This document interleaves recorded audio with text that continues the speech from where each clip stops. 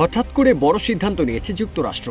আগামী সপ্তাহ থেকেই বাংলাদেশ সহ বিশ্বের ৭৫টি দেশের জন্য সব ধরনের ইমিগ্রেন্ট ভিসা কার্যক্রম স্থগিত করেছে মার্কিন সরকার।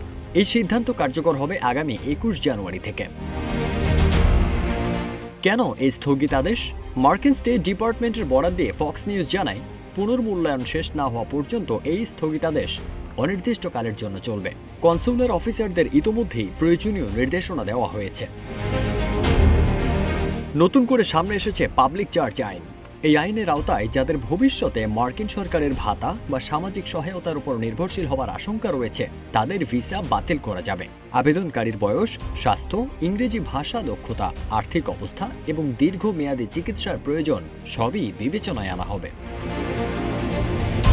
স্টেট ডিপার্টমেন্টের মুখপাত্র টমি পিগট বলেন, মার্কিন সমাজে কেউ অতিরিক্ত সরকারি সহায়তার উপর নির্ভরশীল হবে কিনা তা যাচাই করেই ভিসার সিদ্ধান্ত নেওয়া হবে। এদিকে পুরনো নীতির নতুন প্রয়োগে তৈরি হয়েছে বিতর্ক। ২০০২ সাল থেকেই পাবলিক চার্জ নীতির ভিত্তিতে ভিসা প্রত্যাখ্যানের সুযোগ ছিল। তবে ২০১৯ সালে ট্রাম্প প্রশাসন এটি আরও কঠোর করে। পরে বাইডেন প্রশাসন কিছুটা শিথিল করে। এবার আবার নতুন করে পুনর্মূল্যায়নের পথে হাঁটছে যুক্তরাষ্ট্র।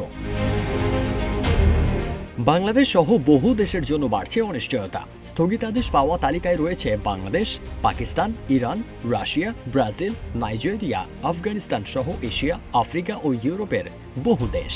এতে যুক্তরাষ্ট্রে যাওয়ার স্বপ্ন দেখা হাজারো মানুষের ভবিষ্যৎ নিয়ে তৈরি হয়েছে নতুন উদ্বেগ। ফারদিন সানি, রূপালী বাংলাদেশ।